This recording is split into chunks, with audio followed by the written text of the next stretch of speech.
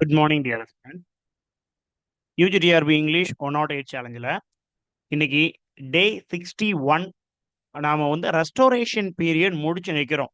60 நாட்களுக்குள்ளாடி unit 1 history of English literature by Hudson. இந்த help புக்கில் நாம் ரெஸ்டோரேஷன் பீரியட் கிட்டத்தட்ட 1700 வரைக்கும் நாம் முடிச்சு வச்சிருக்கிறோம். இனி நமக்கு 1700லேருந்து இன்னைக்கு இருக்கக்கூடிய 2026 வரைக்கும் ஹட்சன் புக்கில் என்ன இருக்குதோ அது வரைக்கும் நம்ம போக வேண்டி இருக்குது. ஸோ இன்னும் ஒரு 300 வருட காலம் நம்ம வந்து போகணும். மேஜரா இருக்கக்கூடிய சாசர், ஸ்பென்சர், ஷேக்ஸ்பியர், ட்ரைடன் இவங்களெல்லாம் நம்ம முடிச்சிட்டோம். இனி இருக்கக்கூடியது வந்து ஒரு லைக் எலைட்டும் இல்லை, ரொம்ப போரும் இல்லை, அந்த ஒரு மிடில் இருக்கக்கூடிய writers Pope, Johnson, romantic writers, then Victorian writers. இவங்களுடைய அந்த ஒரு முடிவிலேயே உங்களுக்கு மேக்சிமம் கவர் ஆயிரும் ஹெல்ப் புக். சரியா? அப்போ போர்ஷன் சீக்கிரமா நமக்கு முடிய போகுது. நீங்க உங்களுடைய ப்ரிப்பரேஷன்ல எந்த ஸ்டேஜ்ல இருக்கிறீங்க, இன்னைக்கு 61வது நாள், சரிங்களா? எந்த ஸ்டேஜ்ல இருக்கிறீங்க அப்படின்னு நீங்க உங்களை சுய பரிசோதனை பண்ணி பார்க்கணும். ரைட். இன்னைக்கு நம்ம ஏஜ் ஆஃப் போப் தொடங்குறோம். ஏஜ் ஆஃப் போப்னுடைய காலகட்டம் 1700 இருந்து 1745. இது முதல்ல நம்ம நோட் பண்ணிக்க வேண்டியது. ஒரு மேட்ச் த ஃபாலோயிங்ல அல்லது குரோனாலஜிக்கல் ஆர்டர் கொஸ்டின்ல இது முக்கியம். சரி, இதுல வேர்ஸ் அந்த ஏரியாவுக்கு உள்ளாடி நமக்கு இன்னைக்கு வேர்ஸ் எல்லாம் ஒன்றும் பெருசா போக போறது இல்லை. ஏன்னா போப்பே நம்ம இன்னைக்கு பார்க்க மாட்டோம். ஏன்னா இதனுடைய இன்ட்ரோ ஏரியாவே ரொம்ப பெருசா இருக்குதுங்க. சரியா? அஸ் யூஷுவல் ஒரு சாப்டர் எடுத்துக்கிறோம் அப்படின்னா அதை 2ஆ 3ஆ நம்ம பிரிச்சிருப்போம். இப்போ வரைக்கும் ஏஜ் ஆஃப் போப்பை 3ஆக பிரித்து கொடுக்கணும் அப்படிங்கிறது என்னுடைய ஏம். சரிங்களா? ஏஜ் ஆஃப் போப்னுடைய இன்ட்ரோடக்ஷன் ஒரு பார்ட்லையும், போப் அவருடைய ரைட்டிங்ஸ் இன்னொரு பார்ட்லையும், ப்ரோஸ் அண்ட் டிராமா இன்னொரு பார்ட்லையும் முடிக்கலாம் அப்படின்னு பிளான் பண்ணியிருக்கிறேன். சரிங்களா? முதல்ல நம்ம இன்னைக்கான அந்த intro class, age of Pope எப்படி டிசைன் ஆகுது, இதனுடைய வெவ்வேறு பெயர்கள், இதை வந்து நியோ கிளாசிக்கல் பீரியட்னு சொல்றோம், அகஸ்டன்ஸ் ஏஜ்னு சொல்றோம்.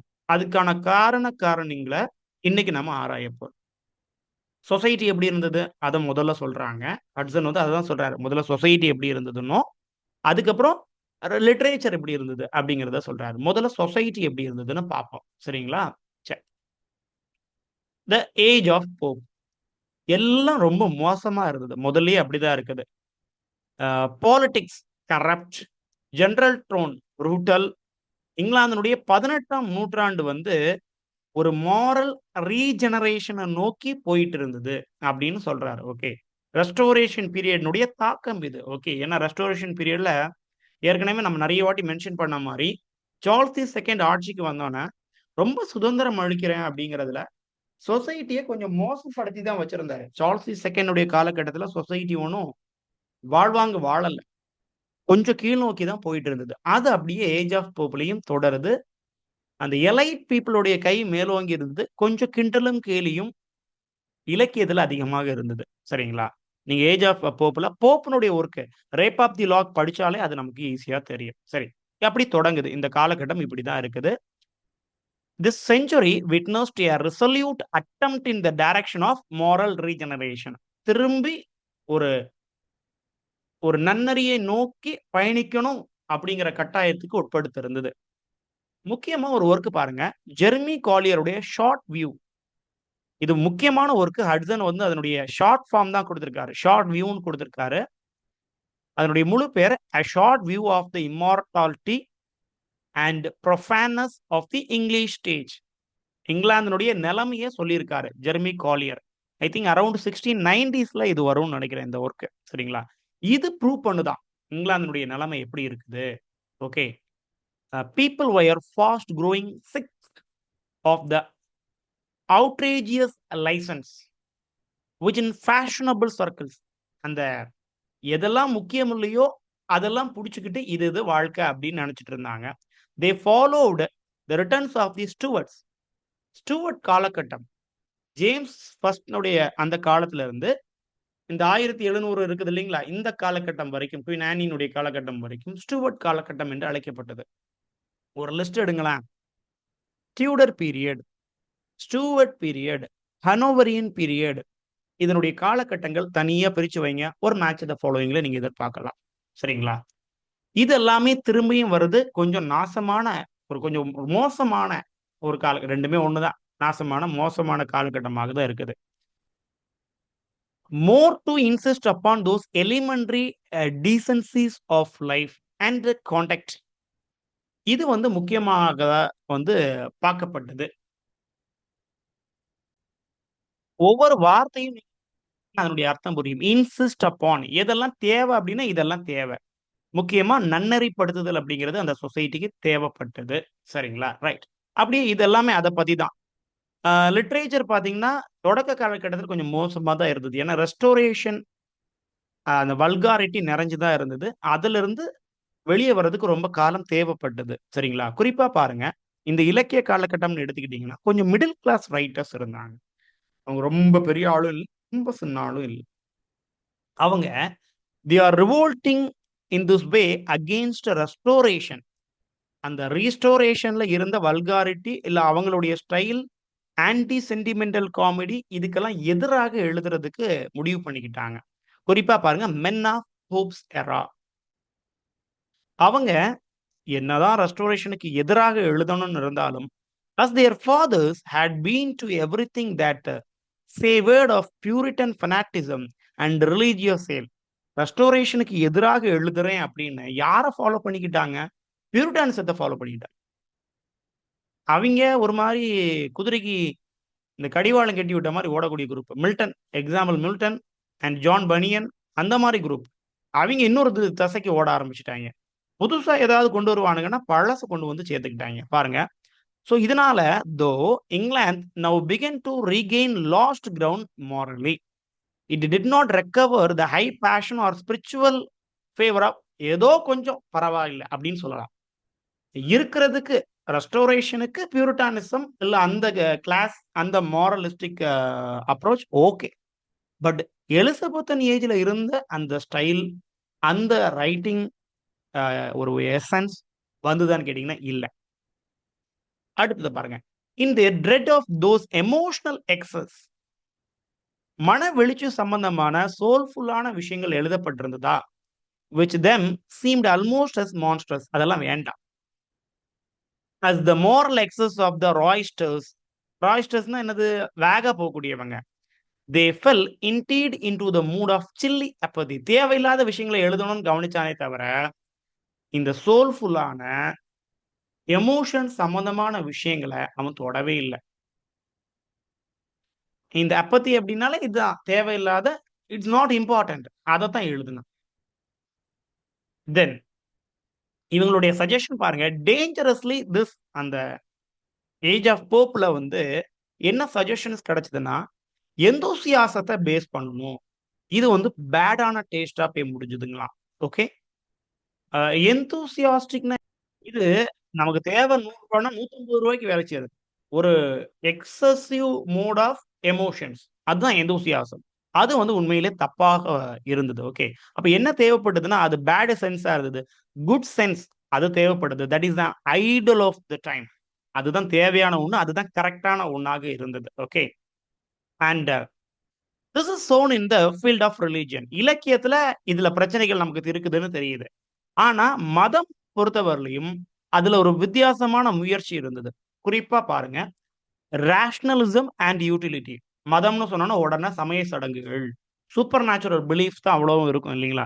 பட் இங்க ஒரு காரண காரியத்தோட ஒரு ரிலீஜியன். ரேஷனலிசம்னா பகுத்தறிவு இருக்கக்கூடிய ரிலீஜியன், மனிதர்களுக்கு உதவக்கூடிய ரிலீஜியன், பிராக்டிக்கலா என்ன வேணுமோ அது. குறிப்பா இதுல மெத்தடிசம் அப்படின்னு ஒண்ணு வரும். சரிங்களா? மெத்தடாலஜிஸ்ட் மூவ்மெண்ட் அப்படின்னு ஒண்ணு வரும். உண்மையிலேயே ரொம்ப சூப்பரான ஒரு மூவ்மெண்ட்டுங்க. சரியா? இத வந்து நம்ம சின்ன வயசுல, அதாவது யூஜி படிக்கும் பொழுது சோசியலிஸ்ட் ஆஃப் இங்கிலாந்துல ஒரு எஸ்ஸேவே இருக்கும். ஒரு சாப்டரே இருக்கும். மெத்தடிஸ்ட் மூவ்மெண்ட்னு இருக்கும். எனக்கு ஸ்டில் ரிமெம்பர் 15 வருடங்களுக்கு முன்பு எனக்கு எங்களுடைய ஆசிரியர் தந்தது மெத்தடிஸ்ட் மூவ்மெண்ட். அந்த எக்ஸாமுக்கு நான் வாங்கின மார்க் 0. ஏன்னா இங்கிலீஷ் எழுத தெரியாது. இங்கிலீஷ் படிக்க தெரியாது. சோசியல் ஹிஸ்டரி ஆஃப் இங்கிலாந்துனா என்னன்னு தெரியாது. ஹெல்லுன்னா என்னன்னு தெரியாது. அதுக்கு எனக்கு கிடைச்ச மார்க் பார்த்தீங்கன்னா 0 mark. But still I remember that 2 names Wesleys brothers. இன்னும் எனக்கு ஞாபகத்துல இருக்குது. ஓகே. ஸோ உண்மையிலேயே ரொம்ப இப்போ படிக்கும்போது எவ்வளோ ஒரு நல்ல விஷயங்கள நம்ம மிஸ் பண்ணிட்டோம். அப்படிங்கிறத திரும்ப திரும்ப வந்து தப்பு பண்ணிட்டோமே தப்பு பண்ணிட்டோமே அப்படின்னு நினைக்க தோணுது. அன்னைக்கு அந்த மெச்சூரிட்டி இல்லையோ என்னவோ. ஃபைன்.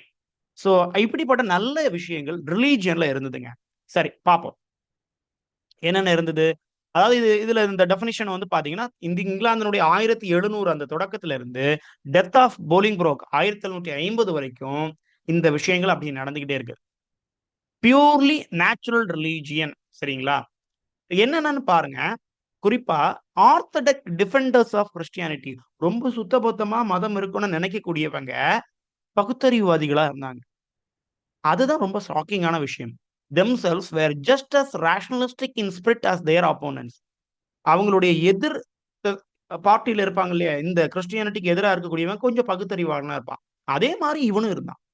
மதம், கடவுள் எல்லாம் தேவைதான். ஆனாலும் அதில் பகுத்தறிவு. மத்தவங்கள அஃபெக்ட் பண்ணக்கூடாது ஒரு ரிலிஜியன். யாருக்கும் எதிராக இருக்கக்கூடாது. எல்லாரும் ஈக்குவலா ட்ரீட் பண்ணணும். ஆனா கடவுள வணங்கணும். நல்லா இருக்குதே! இப்படி ஒரு மதம். சரியா? அது வந்து இதுவரைக்கும் இங்கிலாந்து பார்த்த ரோமன் கேத்தலிசத்துல இல்ல. சர்ச் ஆஃப் இங்கிலாந்துல இல்ல. பியூரிட்டானிசத்துல இல்ல. அப்போ ஒரு ஆங்கிலிக்கன் மதம் தான் இதுவும். ஒரு புரொட்டஸ்டானிசம் தான் இதுவும். பட் நல்லா இருக்குது இந்த ரிலிஜன். அது நெறைய ஸ்ப்ரெட் ஆக ஆரம்பிக்குது. Okay. The assumption common to both parties. அதாவது அந்த ஆர்த்தடாக்ஸா ரிலிஜன ஃபாலோ பண்றவங்களும், அதுக்கு எதிரானவங்க 2 பார்ட்டீஸும் the supremacy of logic and ரீசன ஃபாலோ பண்ணணும். இது ஒரு நல்ல விஷயம். அப்ப அரசியல் சூழ்நிலை நல்லா இல்ல. மக்கள் நல்லா இல்ல. லிட்டரேச்சர் அங்கேயும் இங்கேயுமா தொங்கிட்டு இருக்குது. ஆனா ரிலிஜியன் ஏதோ ஒரு ரேஷனலிஸ்டிக் திங்கிங்ல இருக்குது. கடவுளும் வேணும். சேம் டைம் மக்கள் பகுத்தறிவோட இருக்கணும். ஆனா நம்ம ஊர்ல பாருங்க, பகுத்தறிவாளனுக்கும் மதத்துக்கும் சம்மந்தமே இல்லாத மாரி வச்சிருப்பாய்ங்க. பெரியாரிஸ்ட் என்ன பண்ணுவாங்க? சாமிய கும்பிட மாட்டாய்ங்க. சாமி கும்பிடக்கூடியவன் பெரியார ஃபாலோ பண்ண மாட்டேங்கிறாய்ங்க. 2மே தேவை நமக்கு. நம்மளுடைய நாட்ல பெரியாருடைய கொள்கைகளும் வேணும் தான். இல்லைங்களா? நெறைய விஷயங்கள் அதுல ஜெயிச்சிருக்கோம். அதே மாதிரி கடவுள் அப்படிங்கிற நம்பிக்கையும் தேவை. ஸோ 2யும் இப்போ நெறைய புதியவங்க இன்னும் கையில எடுத்துட்டு வர்றாங்க. So let wait. இன்னும் ஒரு 2 மாசத்துல எந்த கொள்கை ஜெயிக்குது அப்படிங்கிறது நமக்கு தெரிய போகுது. ரைட். லாஜிக்கும், ரீசனும் வேணும்னு வச்சுக்கிட்டு இருந்தாங்க. எங்க? இந்த age of hope. It was to the reason. இதனாலேயே இந்த காலகட்டத்தை ஏஜ் ஆஃப் ரீசன்னு கூட சொல்லுவாங்க. சரிங்களா? Reason and to the good sense of their listeners that the greatest preachers appealed. நல்ல நல்ல பிரீச்சர்ஸ் உருவாகி வந்தாங்க. அப்படியே கீழ வர்றோம். கொஞ்சம் கூட அதே விஷயங்கள் தான் சொல்லப்பட்டிருக்குது. Whole religion was conceived by them more as something necessary to the well-being of society. இந்த ஒரு முழுமையான ஒரு மதம் அப்படிங்கிறது எல்லாராலையும் ஏற்றுக்கொள்ளப்பட்டது. அது சொசைட்டிக்கு முக்கியம்னு எல்லாரும் கருதுனாங்க. லைக் எது போலயா? இந்த ரிலிஜியன் வேணுங்கிறது எது போலயா? Like an effective system of police. ஒரு காவல்துறை எப்படி ஒரு சொசைட்டிக்கு தேவையோ, அது மாரி தான் இந்த மதமும் தேவை. எத தாண்டி then as a power over individual soul. Power over individual soul. எல்லாத்தையும் விடையும் அந்த ஆன்ம ரீதியான ஒரு விஷயம் இருக்குது பாத்தீங்களா? அதுக்கு இம்பார்ட்டன்ட் குடுங்க. அதுதான் பக்தி. ஓகே. உனக்குள்ள தான் தெய்வம் இருக்காரு. இப்ப தெய்வ பக்தி வந்துருச்சுங்களா? உனக்குள்ள தான் தெய்வம் இருக்காரு. இப்ப அந்த எங்க ஊர்ல ரொம்ப ஃபேமஸ். சாமி தோப்புன்னு ஒரு ஊர் இருக்குதுங்க. சரியா? சாமி தோப்பு அப்படின்னு இருக்குது. ஐயா வைகுண்டருடைய ஒரு திருத்தலம். ஐயா வைகுண்டர்ன்னா உடனடியா ஒரு சாமியார்ன்னு நெனச்சுடாதீங்க. அவர் வந்து ஒரு ரிஃபார்மர். ஒரு சமூக சீர்திருத்தவாதி. திருவாங்கூர் சமஸ்தானத்துல இருக்கும் பொழுது, எல்லாருமே இந்த இடுப்புல தான் துண்டு கட்டியிருப்பாங்க. அப்ப அத வந்து வழக்கம். மேல எடுத்து கட்டக்கூடாது, தோள்ல போடக்கூடாது. அப்போ எல்லா மக்களும் தலையில துண்டு கட்டலாம். குட்டணும். அப்படி கட்டிக்கணும். அதுதான் நம்மளுடைய அடையாளம் அப்படின்னு கொண்டு வந்தவரு. இன்னைக்கும் இங்க நெறைய உள்ள ஐயா வழிபாடு இருக்கும். அ கண்ணாடி தான் அதுக்கு சாமி. வேற அதுக்கு உருவம் கிடையாது. கண்ணாடியில நீங்க உங்கள பார்த்து வணங்கணும். That means you are God. தத்வமசி. ஓகேங்களா? That is the worship method அங்க. வேற ஒண்ணும் கிடையாது. வேற ஒரு உருவமும் அங்க இருக்காது. கண்ணாடி தான் இருக்கும். நீங்க அங்க போய் சாமி கும்பிட்டீங்கன்னா, நீங்க தான் தெரிவீங்க. அப்ப நீங்க தான் கடவுள். உங்களுடைய ஆட்டிட்யூட் தான் அந்த தெய்வீக தன்மை. ரைட்? இதுதான் ஒரு ராஷனலிஸ்டிக்கான தெய்வ வழிபாடு அப்படின்னு நாம நம்புறது. ரைட். இதுல பாருங்க, all the theological writings of the 18th century down to the beginnings of Wesley's evangelistic revival. இதுதான். வெஸ்லி பிரதர்ஸ்ன்னு நான் ஏற்கனவே சொன்னேன் இல்லைங்களா? ஜான் வெஸ்லி அண்ட் இன்னும் ஒரு ஆளுடைய பேர் எனக்கு தெரியல. ஜான் வெஸ்லி அண்ட் இன்னொரு வெஸ்லி. பிரதர்ஸ் 2 பேரும் சரிங்களா? அந்த 2 பேரும் ஒரு மெத்தடிஸ்ட் மூவ்மெண்ட் அப்படிங்கிற ஒரு டைப் ஆஃப் ரிலிஜியஸ் மூவ்மெண்ட் ஆரம்பிக்கிறாங்க. இதுல என்ன ஒரு சுவாரஸ்யம் அப்படின்னா, இதுல ஹட்சன்ல கூட கொடுக்கப்படலைன்னு நான் நினைக்கிறேன். அவங்களுடைய ப்ரீச்சிங் ஓப்பன்ல தான் இருக்கும். ஓப்பன் ஏர்ல இருக்கும். சர்ச்சில வச்சு அவங்களுடைய பிரசங்கம் இருக்காது. எதுக்கு செலவு செலவு பண்ணி அவ்வளோ பெரிய சர்ச்ச கட்டுறீங்க?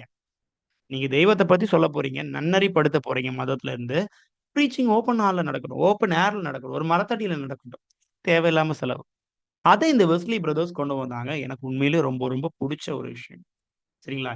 எதுக்கு தேவை? கடவுள் எதுவுமே செலவு பண்ண நம்மள்ட்ட கேட்கல. ஆனா அத இவங்க வந்து ரொம்ப அன்னைக்கே ஒரு 18ஆம் நூற்றாண்டினுடைய தொடக்கத்திலேயே பண்ணியிருக்காங்கன்னா, பெரிய விஷயம். By this rationalistic and utilitarian stem. Okay. பிராக்டிகலான ஒரு religion. Same temper marks the literature of the age. முதல்ல ஒரு தொடக்கத்துல ஒரு லிட்டரேச்சர் பார்த்தோம். அதுல வந்து குழப்பம் நிலவுச்சுது. இப்ப இந்த மதங்கள், இந்த மதம் மூலமாக நெறைய ரெவல்யூஷன்ஸ், ரிஃபார்ம்ஸ் நடக்குது. இது அப்படியே லிட்டரேச்சர்ல பிரதிபலிக்குது. Similar coldness and want of feeling and a similar tendency toward shallowness in thought and formality in expressions. இப்ப மொத்தத்துல இந்த இலக்கியத்தை என்னன்னு சொல்லலாம்? It is a literature of intelligence. Okay. ஒரு புத்தி கூர்மையான ஒரு இலக்கிய நடை. ஆனா இது ஏழைகளுக்கு உரியதான்னா, காமன் மேனுக்கு உரியதான்னா இல்ல. திஸ் இன்டெலிஜென்ஸ் பிலாங்ஸ் டூ கொஞ்சம் எலைட் பீப்பிள். ஓகேங்களா? Rarely goes much beneath surface of things. சரிங்களா? இந்த இன்டெலிஜென்ஸ்ல என்னெல்லாம் இருந்தது? இன்டெலிஜென்ஸ் ஆஃப் விட். இந்த லிட்டரேச்சர் இன்டெலிஜென்ஸா இருந்தது, விட்டா இருந்தது அண்ட் ஆஃப் ஃபேன்சியா இருந்தது. பட் எதெல்லாம் அதுல இல்ல அப்படின்னா, புத்திசாலித்தனம் இருந்தது. ஆனா சோல்ஃபுல்லா இலக்கியம் இருந்ததான்னா இல்ல. Not a literature of emotion, passion or creative energy. ஒரு இயற்கைய பத்தியோ, அல்லது ஒரு மனிதனுடைய வலிய பத்தியோ போப் எழுதியிருக்காரான்னா இல்ல. சட்டரிஸ்ட்டா இருக்காரு. அவ்வளவுதான். பாருங்க அடுத்தது பாருங்க. And in spontaneity and simplicity are sacrificed. அப்படி ஒண்ணுமே இல்ல. பாஞ்சு வந்துதா கவிதை அப்படின்னா இல்ல. எளிமையா இருந்ததுன்னா இல்ல. என்ன இருந்தது? எலிஜென்ஸ் இருந்தது, கரெக்ட்னஸ் இருந்தது. ரொம்ப சரியா எழுதணும்னு யாருக்கும் புரியாத மாரி எழுதி வச்சுட்டாய்ங்க. ஏன்னா, தே ஃபாலோவ்ட் கிளாசிக்கல் ரைட்டர்ஸ். ஹொரேஸ், ஓவிட் இப்படியான ரோமன் ரைட்டர்ஸ அவங்க ஃபாலோ பண்ணிக்கிட்டாங்க. பாருங்க. இந்த கவிதைகள் அல்லது கட்டுரைகள், டிராமா, ஃபிக்ஷன் எல்லாம் எங்க இருந்து எழுதப்படுது அப்படின்னா, டவுன்ல தான் அதிகமா எழுதப்படுது. இத நோட் பண்ணிக்கங்க. டவுன். Not in country. அதாவது கிராமங்கள்ல இருந்து வரல. இப்ப வேர்ட்ஸ்வொர்த்னா கிராமத்துல இருந்து எழுதினாரு அப்படின்னு சொல்லுவோம். அருவிய பார்த்து எழுதினாரு, ஓடைய பார்த்து எழுதினாரு. இங்க அப்படியெல்லாம் கிடையாது. சரிங்களா? நகர வாழ்க்கை, நகர மையத்த வச்சு தான் எழுதுனாங்க. அப்புறம் பாருங்க, எழுதப்பட்ட இடங்கள்னு பார்த்தீங்கன்னா, காமனா coffee houses and in drawing room. அதாவது பப்ளிக் கூடக்கூடிய இடங்கள்ல தான் லிட்டரேச்சர்ஸ் புரொடியூஸ் ஆச்சுது. அங்க வந்து பாலிடிக்ஸ் பேசுனாங்க, டிஸ்கஸ் பண்ணாங்க. அது வந்து இப்படி இருந்ததுனால, this poetry was necessarily more or less fugitive. தேவையில்லாதத வச்சு ஒரு அன்இம்பார்டன்ட் விஷயங்கள டிஸ்கஸ் பண்ணிச்சுது. முடிய வெட்டுறது. மிகப்பெரிய முக்கியமான சொசைட்டிக்கு முக்கியமானது. ரேப் ஆஃப் த லாக்ல, லாக்னா அந்த தலைமுடி. அத வெட்டுறத பத்தி எழுதியிருக்கான். என்ன முக்கியத்துவம்? ஒரு முக்கியத்துவமும் இல்ல. ஒரு திருமணத்த பத்தி எழுதலாம். நல்ல "புரோத்தலாமீன், எபித்தலாமீன்" எவ்வளவு நல்ல கவிதைகள் இருக்கு. இல்லீங்களா? அப்புறம் லிரிக்கல் பேலட்ஸ் ரொம்ப ரொம்ப அருமையான கவிதைகள். அதெல்லாம் விட்டுட்டு இத பிடிச்சு எவனாவது எழுதுவானா? It lacked inevitably the depth and grasp of essential things. Depth ஆழம் இருக்குதா இந்த ஒர்க்ல அப்படின்னா இல்லை. ஆழம் இல்ல. அண்ட் சும்மா சும்மாக்காச்சும் எழுதி லிட்டரேச்சர்ன்னு எழுதி விட்டுருக்காங்க. இதுவரைக்கும் ஒரு இது. இந்த லிட்டரேச்சர பத்தி கழுவி கழுவி ஊத்திருக்காங்க இல்லையா? இது எலைட் ஆனது. இது காமன் மேனுக்கானது இல்ல. டவுனுக்குள்ளது. இது இவ்வளத்தையும் நம்ம ஒரு வாட்டி திருப்பி பார்த்துருவோம் முதல்ல இருந்து. Age of Pope. சொசைட்டி ரொம்ப மோசமான நிலையில இருந்தது. அப்புறம் ரைட்டர்ஸ் பொறுத்தவரைக்கும் ஒரு மிடில் கிளாஸ் ரைட்டர்ஸ் தான் இருந்தாங்க. மதம் வந்து கொஞ்சம் ஒரு ரிவைவல் ஆயி வந்தது. அதுல குறிப்பா என்னன்னா, ரெஸ்டோரேஷன தவிர்த்துக்கிட்டு பியூரிட்டனிசத்த நோக்கி மூவ் ஆக ஆரம்பிச்சாங்க. அ வேண்டாதத பத்தி அந்த இலக்கியங்கள் தொடக்க காலகட்டத்தில சொல்லப்பட்டிருந்தது. குறிப்பா பாருங்க மூட் ஆஃப் சில்லி அப்பத்தி. தேவையில்லாத அந்த சில்லி விஷயங்கள பத்தி எழுதுனானுங்க. அண்ட் ப்ரீச்சர்ஸ் பொறுத்தவரைக்கும் ரேஷனலிஸ்டிக்கான ப்ரீச்சர்ஸ் வர ஆரம்பிச்சாங்க. மதம் வந்து ரேஷனலிசத்தையும் பகுத்தறிவையும் யூட்டிலிட்டியையும் பேஸ் பண்ணி வந்திருந்தது. இது ஒரு குழப்பம், ஒரு கான்ட்ரவர்சியா தான் இருந்தது. பட் அந்த ஒரு 100 வருட காலகட்டத்துல இதுதான் மேலோங்கி இருந்தது. குறிப்பா மெத்தடிஸ்ட் மூவ்மெண்ட். ஆர்த்தடாக்ஸ் ரிலீஜியனை ரொம்ப தெய்வீக தன்மையா போற்றக்கூடியவங்களும் சரி, அதனுடைய ஆப்போனன்ட்ஸும் ரிலீஜியன் வந்து லாஜிக்காகவும் ரீசனாக இருக்கணும், காரணத்தோட இருக்கணும் அப்படின்னு முடிவு பண்ணிக்கிட்டாங்க. அந்த ரிலீஜியன் வந்து இன்னொரு இது வெஸ்லியினுடைய எவாஞ்சலிஸ்டிக் ரிவைவல், அதாவது மெத்தடிஸ்ட் மூவ்மெண்ட் மூலமாக இன்னொரு நிலையை அடைஞ்சது. ஓப்பன் ஏர்ல எல்லா ப்ரீச்சிங்கும் நடந்தது, செலவு கம்மியாக்கணும் அப்படின்னு முடிவு செய்யப்பட்டது. அப்படியே இலக்கியத்தை பத்தி சொல்றாங்க. இலக்கியம் வந்து விட்டு நிறைஞ்சதா, அதாவது இன்டெலிஜென்ஸ் நிறைஞ்சதா, விட்டு ஞானம், விட்டுனா ஞானம், இன்டெலிஜென்ஸ்னா புத்தி கூர்மை, அதெல்லாம் நிறைஞ்சதாகவும், எதெல்லாம் இல்லாம இருந்தது, மனச பத்தியோ சோல பத்தியோ எதுவும் அங்க இல்ல. அப்புறம் ஸ்பான்டேனிட்டி சிம்பிளிசிட்டி மிஸ் ஆயிருந்தது. அதுக்கு பதிலா ரொம்ப எலிகன்ஸ், கரெக்ட்னஸ், ரொம்ப ஒரு மேத்தகு அப்படிங்கிறது வந்து ரொம்ப கூர்மையா பார்த்தாங்க. அதனால அதனுடைய எமோஷன்ஸ் கட் ஆயிடுச்சு. டவுன பத்தி பேசியிருந்தாங்க, கண்ட்ரிய பத்தி பேசல. காஃபி ஹவுசஸ்லயும், டிராயிங் ரூம்லயும், பப்ளிக் காஃபி ஹவுசஸ்லயும், டிராயிங் ரூம்லயும் அங்கங்க கூடி, ஏன்னா ஒவ்வொரு ரைட்டர்ஸும் மில்டன் ஒரு காஃபி ஹவுஸ்ல இருப்பாரு, ட்ரைடன் ஒரு காஃபி ஹவுஸ்ல இருப்பாரு, போப் ஒரு இடத்துல இருப்பாரு. அவங்களுக்கும் ஃபேவரா இருக்கும். அதே மாதிரி பொலிட்டிக்கல் பார்ட்டிஸ், விக்ஸ், டோரிஸ் அவங்க எல்லாம் ஒவ்வொரு காஃபி ஹவுஸ்ல இருப்பாங்க. அங்கங்க எழுத்துக்கள் நடந்துகிட்டே இருக்கும். இதை நீங்க ஜஸ்ட் கூகுள் பண்ணி பார்த்தீங்கன்னா அந்த போட்டோஸ் நிறைய கிடைக்கும். காஃபி ஹவுஸ்ல இருந்து எழுதுற மாதிரியான போட்டோஸ் கிடைக்கும். அப்புறம் லெஸ் இம்பார்ட்டன்டான திங்ஸ் எல்லாம் எழுத ஆரம்பிச்சாங்க. இதோட முடிச்சுக்கிட்டோம் இல்லைங்களா? இப்ப அடுத்தது போப்னுடைய டைமை எப்படி எப்படி எல்லாம் சொல்லலாம் அப்படின்னா, is sometimes called classical age, அதாவது நியோ கிளாசிக்கல் ஏஜ். கிளாசிக்கல் ஏஜ்னா நம்ம ஹொரைஸ், ஓவினுடைய டைம். இது வந்து நியோ கிளாசிக்கல் ஏஜ், புதிய classical age. Sometimes Augustan's age. Augustan's டைம்ல இருந்த மாதிரியான ரைட்டர்ஸ் இங்கேயே இருந்தாங்க. இந்த அகஸ்டன்ஸ் ஏஜுக்கு ஒரு ஃபுட் நோட் இருக்குது பாருங்க. அகஸ்டன்ஸ் ஏஜ் ஆஃப் இங்கிலீஷ் லிட்டரேச்சர். இதை கேள்வியா கேட்பாங்க, ரொம்ப ஞாபகமா வச்சுக்கணும். சரிங்களா? இந்த இவ்வளவுத்தையும் அகஸ்டன்ஸ் ஏஜ் ஆஃப் இங்கிலீஷ் லிட்டரேச்சருக்கு ஒரு definition. Both these phrases are also employed more broadly to cover the age of Dryden. இந்த அகஸ்டின் ஏஜ்ங்கிறது ட்ரைடன்ல இருந்து தொடங்கி as well as that of Pope. Pope age வரைக்கும் சொல்லலாம் நீங்க. மொத்தத்துல எவ்வளவுல இருந்து எது வரை சொல்லலாம்னா 1660ல இருந்து 1745 வரைக்கும். ரெஸ்டோரேஷன் ஏஜ்ல இருந்து ஏஜ் ஆஃப் போப் முடிகிற வரைக்கும் நீங்க என்னன்னு சொல்லிக்கலாம், அகஸ்டின்ஸ் ஏஜ்னு சொல்லிக்கலாமா. ஃபைன். இந்த எபித்தட், கிளாசிக் அப்படிங்கிற எபித்தட் எதுக்காக கொடுக்கப்படுதுன்னா, அவங்க லாட்டின் ரைட்டர்ஸை ஃபாலோ பண்ணாங்க. தட் மீன்ஸ் ரோமன் ரைட்டர்ஸை ஃபாலோ பண்ணி எழுதினாங்க. குறிப்பா பாருங்க, when in 1706 Walsh wrote to Pope. போப்புக்கு வால்ஷ் எழுதுறாராம். என்ன எழுதுறாரு? The best of the modern poets in all languages are those that have nearest copied the ancient. இப்ப இருக்கக்கூடிய 1706ல எழுதப்பட்டது இது. அப்படின்னா 18th செஞ்சுரியோட தொடக்கத்தில் எழுதுறாரு.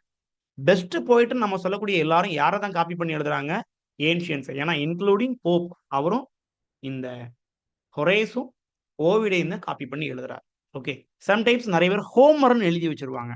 நோ, ஆப்ஷன்ல ஹோமர் இருந்தா நீங்க கட் பண்ணிடலாம். ஏன்னா he is a Greek poet. Homer தான் முதல்ல இலக்கியத்துல கான்ட்ரிபியூஷன் ஹோமர் தான்.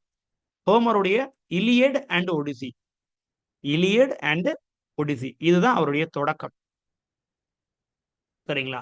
அப்ப ஹோமர் கிடையாது, ஹொரேஸ் அண்ட் ஓவிட். இப்ப ஒரு கேள்வி சொல்லுங்களேன், ஹொரேஸனுடைய ஃபேமஸான ஒர்க் என்ன? ஓவிட்னுடைய ஃபேமஸான ஒர்க் என்ன? Try to comment it. சரி. He expressed, Walsh expressed consciously the principle of classicism. சரிங்களா? கிளாசிசிசம் என்னன்னா சொல்றாரு. குறிப்பா போப்புனுடைய எக்ஸாம்பிள் எடுத்து ஹட்சன் கோட் பண்றாரு பாருங்க.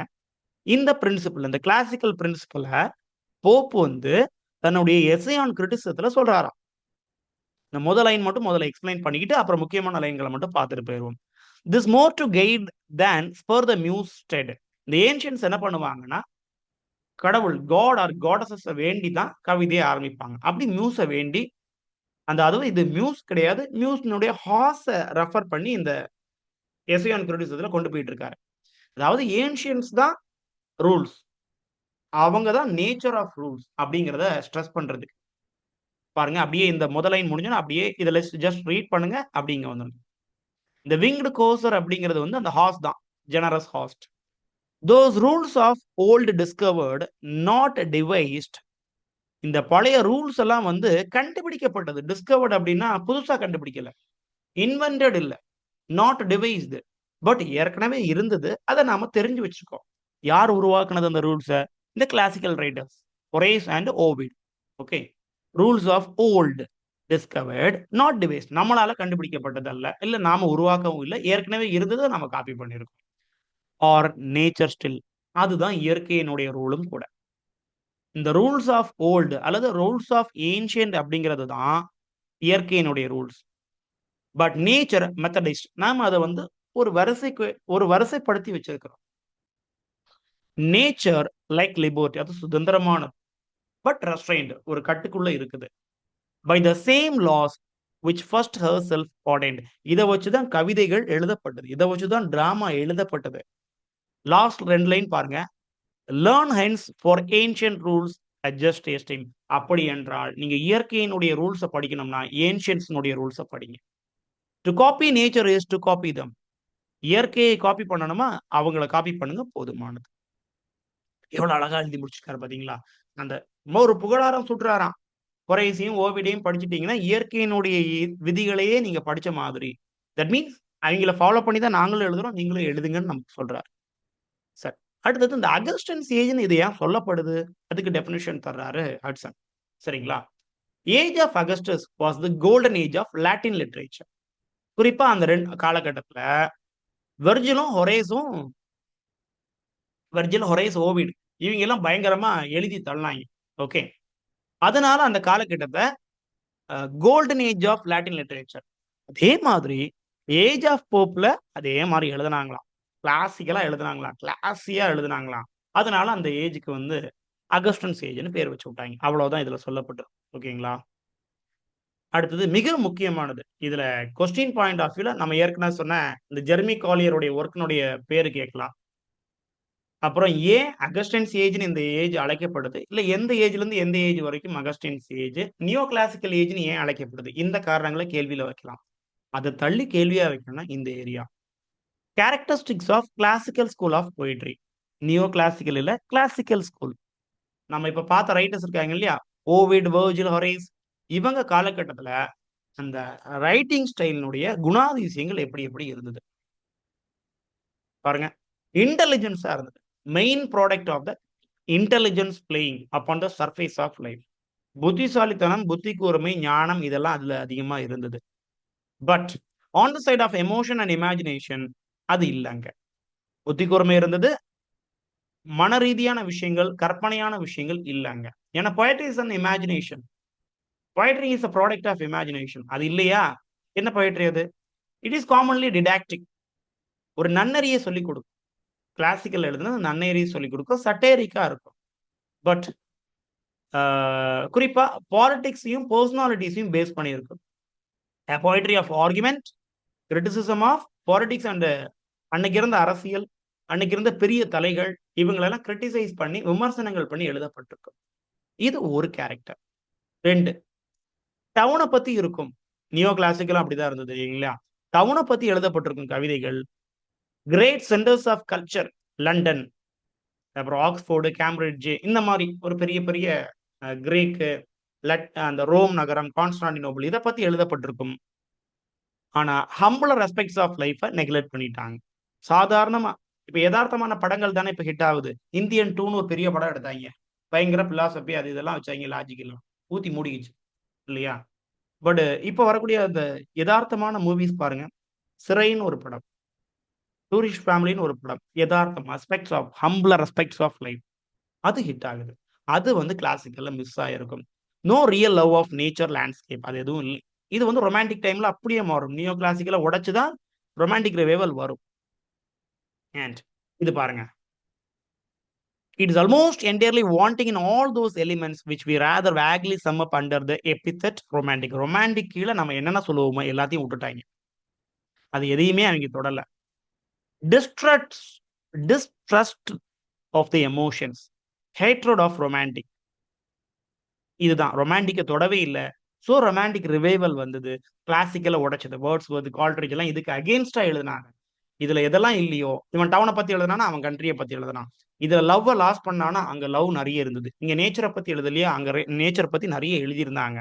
பாருங்க, they hated enthusiasm in religion. Neoclassical writers hated. That means classical writers. இப்போ நம்ம பேசிட்டு இருக்கிறது classical writers. ரிலீஜனை பத்தி எழுதல, ரொமான்டிசிசம் பத்தி எழுதல, enthusiasm பத்தி எழுதல. It across all its accept notions of reasonable and good sense. காரணம் அறிதல் அதை பத்தி எழுதிக்கிட்டாங்க. அண்ட் நியோ கிளாசிக்கல் ரைட்டர்ஸ் பொறுத்த வரைக்கும் இப்ப சொல்றது நியோ கிளாசிக்கல் ரைட்டர்ஸ், சரிங்களா? இந்த இதுல இருந்து neo classical writers age of போப்னு போட்டாங்க, சரியா? இந்த ஏஜ் ஆஃப் போப்னு போட்டாங்க. இங்க இருந்து இது வரைக்கும் கிளாசிக்கல், ஓகேங்களா? இந்த ஏஜ் ஆஃப் போப் இது எல்லாமே ரொமான்டிக் அப்படிங்கிற வார்த்தையை அவங்க எடுக்கல, எல்லாத்தையும் வறுத்துக்கிட்டாங்க. சாசரை பத்தியோ, ஸ்பென்சரை பத்தியோ, ஷேக்ஸ்பியரை பத்தியோ நம்ம வந்து அவங்கள ஃபாலோ பண்ணுவோம் அப்படிங்கிற எண்ணமும் அவங்களுக்கு இல்லை. எந்த ஒரு முன்னோடிகளையும் ஃபாலோ பண்ணாம எழுதிக்கிட்டாங்க. ஸோ திஸ் கிரிட்டிக்கல் ஆண்டகனிசம், ப்ரொட்டகனிஸ்டம்னா ஒரு இம்பார்ட்டண்டா மெயினா ப்ளே பண்றது, இது எதிரிகளா இல்லை ஒரு வில்லனிசம் மாதிரி. Antagonism to romantic literature and art is everywhere. Neo classical poetry முழுக்க அகெயின்ஸ்ட் ரொமான்டிக்கல் ரிவைவலா இருந்தது, ரைட்? ஸோ அதனால தான் ரொமான்டிக்கல் ரிவைவல் அதிகமா நேச்சர் நேச்சர் நேச்சர்னு எழுதிக்கிட்டானுங்க. Then extreme devotion to form and love of superficial அது இருந்தது. Stereotyped regular traditional poetic diction follow பண்ணப்பட்டது. கிளாசிக்கல் எம்ப்ராய்டரி எல்லாத்துக்கு மேலேயும் பூ தூவி விட்டுருந்தாங்க, கிளாசிக்கல் டச் இருந்தது. இதனால என்ன ஆச்சுதுன்னா அது பார்க்கறதுக்கு ரெடிகுலஸா இருந்தது. சும்மா சும்மா அதையே ரூல்ஸ் அண்ட் ரெகுலேஷனை ரொம்ப எலைட் லாங்குவேஜ் பயன்படுத்திட்டு இருந்தது, எரிச்சல் விட்டுச்சுது. அண்ட் சிம்பிளிசிட்டி நேச்சுரல்னஸ் டிஸப்பியர் ஆயிருந்தது. கிராண்டிலோக்கண்ட், இந்த வார்த்தையை பாருங்க, வார்த்தையே பெருசா இருக்கு. கிராண்டிலோக்கண்ட் அப்படின்னா தேவையில்லாத வார்த்தைகள், அசாதாரணமான வார்த்தைகளை பிரயோகிக்கிறது, அதுதான் கிராண்டிலோக்கண்ட். கிராண்டிலோக்கண்ட் ஃப்ரேசஸ் அண்ட் பாம்பஸ் சர்க்கம்லெக்ஷன்ஸ் அப்படின்னா தேவையில்லை, அதுவும் அப்படிதான் கொஞ்சம் ஆஜானு பாகுவான கண்டென்ட்டை வச்சுக்கிறது. இது ரெண்டுமே ஒரே மாதிரியான மீனிங் தாங்க. அசாதாரணமான வார்த்தை பிரயோகங்கள், தேவையில்லாத கண்டென்ட் பிரயோகங்கள், தேவையில்லை ஆனா அங்க யூஸ் பண்ணியிருப்பான். அது வந்து இதை வந்து சரிவான பாதைக்கு கூட்டிட்டு போயிடுச்சு. When the classic poet undertook to refashion the crude stuff of an old ballad, அதை எப்படி டிரான்ஸ்லேட் பண்றான் பாருங்க. He translate that downright. God rest his soul. அது எப்படி சொல்றான்? Eternal blessings on his shade attend. So இது வந்து தப்பான டிரான்ஸ்லேஷன், நல்லா இல்லைன்னு ஹட்சன் ஃபீல் பண்றாரு. இது வந்து ரொம்ப கிளாசிக்கலா திரும்பியும் அதே மாதிரி தான் டிரான்ஸ்லேட் பண்ண வச்சிருக்கிறான். இது வந்து சிம்பிளிஃபைடா இருக்குதானா? இல்லை, இது தப்பு. அண்ட் தென் பாருங்க, முக்கியமான ஒண்ணு, turning a vulgar colloquialism into beautiful poetry. Okay, they tried level best.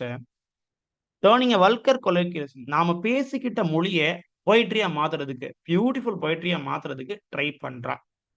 But இதெல்லாம் நியோ கிளாசிக்கலால முடியல, பட் ரொமான்டிசிசத்தால முடிஞ்சுது. நம்ம பேசுனதையே கவிதையா மாத்துறதுக்கு முடிஞ்சது வந்து ரொமான்டிக்கல் ரைட்டர்ஸ்னால. தென் லாஸ்ட் பாயிண்ட் இன்னைக்கு பாருங்க, classic poetry adhered to the closed couplet. நம்மளுடைய போப்பு கூட ஹெரோயிக் கப்லெட், க்ளோஸ்ட் கப்லெட்டை தான் அவர் பயன்படுத்தி இருப்பாரு, ஓகேங்களா? 2 அடி செய்யுள். த சுப்ரிமசி ஆஃப் க்ளோஸ்ட் கப்லெட் அது வந்து ரொம்ப முக்கியமான ஒன்றாக பார்க்கப்பட்டது. அண்ட் இங்க லாஸ்ட்ல பாருங்க, இது மோனோட்டோனஸ் தனியா ஓடிக்கிட்டு இருந்தது. That it was too narrow and inflexible to made the vehicle of high passion of strong imagination. ஒரு கவிதை எழுதணுமா அதுக்குன்னா ஒரு மனசளவுல நம்ம ரெடி ஆகும். அதே மாதிரி ஒரு strong imagination, primary secondary fancy இதெல்லாம் வரணும் பாத்தீங்களா, அது எதுவும் அப்ளை பண்றதுக்கான இடம் இங்க இல்லாம இருந்தது. ஸோ இது எவ்வளவுத்தையும் மட்டும் நம்ம ரிப்பீட் பண்ணிப்போம், ஒரு வாட்டி ரிவைஸ் பண்ணிப்போம்.